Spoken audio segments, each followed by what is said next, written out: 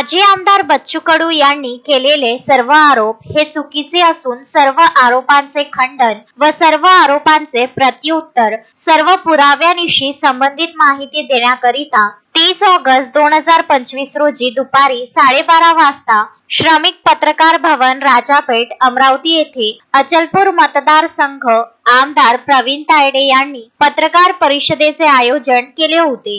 नमस्कार, मी प्रवीण तायडे। आपल्या विधानसभेच्या निवडणुकीपूर्वी आमदार बच्चू कडू यांच्या मतदारसंघात माझ्या सध्याच्या मतदारसंघातून निवडून आलेलो आहे। तिथे 10 कोटीचे तब्बल कामे मंजूर करण्यात आलेली होती आणि त्या 10 कोटीच्या काम मंजूर होण्याच्या अगोदर त्यांनी आपल्या 15/10/24 ला काम रद्द करण्याचे एक पत्र दिलं होतं आणि त्यावर 28 जानेवारी 2025 ला उपमुख्यमंत्र्यांचं पत्र प्राप्त झालेलं आहे। शासन निर्णय क्रमांक संकीर्ण 2024 पत्र क्रमांक प्रकरण क्रमांक 87/159 कार्यालय 14/11 दिनांक 14 ऑक्टोबर 2024 आदेश। त्याच्यात या कामांच्या संदर्भात नंतर अजून एक पत्र देण्यात आलं। ते पत्र या शासन निर्णय क्रमांक संकीर्ण क्रमांक 2024 87/159 14/11 की 10 कोटीचे कामं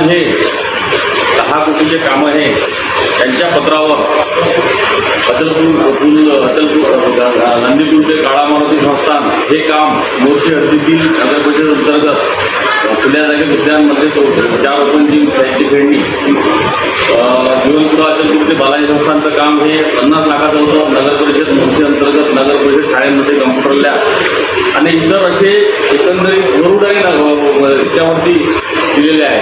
हे कक्ष अधिकारी यांची याच्यावरती म्हणजे अटेस्टेड केलेले पूर्ण कागदपत्र आहे, म्हणजे त्यांच्या लेटर पॅडवरती। आणि हे मी मंत्रालयातून काढले। ज्यावेळेस माझ्यावरती आरोप करण्यात आला की आमदार धोकी केले का 10 कोटीचा निधी यांनी मोर्शीत मोडता केला मी स्वतः, असं त्यांचं म्हणणं होतं। त्यांचं म्हणजे त्यांच्या कार्यकर्त्यांचं, त्यांच्या चेल्याच्या पट्यांचं।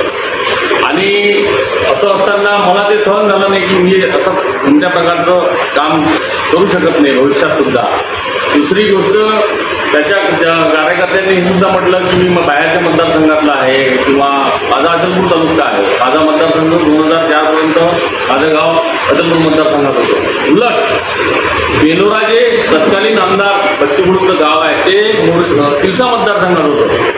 तेव्हा लोकांनी असाच प्रश्न केला का त्यांना की तुम्ही बाहेरच्या मतदारसंघातले आहे। या त्यांच्या काही अर्ध्या हळगुंडांना पिवळ्या झालेल्या कार्यकर्त्यांच्या अशा गोष्टीमुळं आणि ते जे स्वतःला राजे समजतात आणि स्वतःला खूप मोठे महाराष्ट्राचे नेते समजतात, एकेकाळी नरेंद्रजी मोदींना पण ते वाईट बोलले आणि काही छोटे मोठे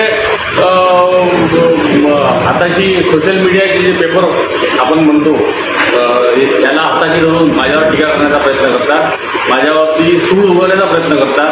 त्यांना अजूनही पराभव मान्य नाही, त्यांना अजूनही आपण पडलो हे मान्य नाही। त्यांना स्वतःला असं वाटते की मीच फार मोठा नेता आहो, परंतु जनता ठरवत असते आपण किती मोठा नेता आहो किंवा जनता ठरवत असते मोठा नेता कोणाला बनवायचं, कोणाला पाळायचं, कोणाला निवडायचं। माझ्यासारख्या शेतकरी कुटुंबातल्या एका सामान्य परिवारातील कार्यकर्त्याला जर जनता निवडून देते तर तुम्ही समजून जा जनता कोणालाही काही बनवू शकते। दुसरी गोष्ट, मी सुद्धा एक चळवळीतला कार्यकर्ता आहे आणि मी ह्या खोट्या नाट्या गोष्टी कधी सहन करू शकत नाही आणि खोट्या नाट्या गोष्टी आतापर्यंत बच्चू कडूंचे जे की कामं प्रस्तावित असेल ते माझ्या काळात पूर्णतः झाले। मला म्हणून द्या कोण्या कंत्राटदारानं, मला म्हणून द्या कोण्या अधिकाऱ्याने ते काम थांबवलं किंवा मी त्याचं ते हे रद्द केलं, अशा प्रकारचं कोणतं काही केलेलं नाही आहे।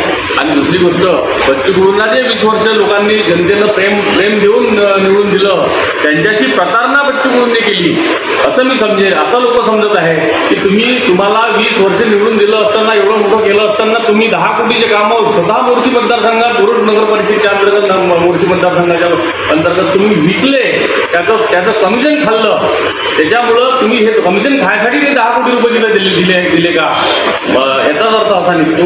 आणि तुम्हाला 20 वर्षाचे भरभरून प्रेम अतुल वचलपूर मतदारसंघातील तालुक्यातील लोकांनी दिलं, त्याचे हेच तुम्ही पांग फेडले का? म्हणून तुम्ही जनतेशी गद्दारी केलेली आहे. तुम्ही त्याचं खापर माझ्या अंगावर फोडण्याचा प्रयत्न केला आणि माझ्या अंगावर फोडण्याचा प्रयत्न केला. म्हणून माझ्यावर जे तुमच्या कार्यकर्त्यांनी गलिच्छ आरोप केले त्याचे उत्तर सगळ्याचे उत्तर देण्यासाठी मी त्या पत्रकार परिषदेचे आयोजन केले. अशोकभाई जोशी, विदर्भ न्यूज, अमरावती. श्रद्धा फैमिली शॉपिंग में जाएंगे हम सभी, साड़ियों की नई डिजाइन देखो यहीं से लाएंगे. श्रद्धा फैमिली शॉपिंग में जाएंगे हम सभी, लेडीज जेंट्स बच्चों की हर फैशन लाएंगे सभी. फैशन के सफर में आप भी आगे ही आगे बढ़ते चलिए, क्योंकि बिजीलैंड का सबसे बड़ा आलीशान भव्य showroom Shraddha family shopping and mall, Busyland complex, Nandgaon Peth, Amravati.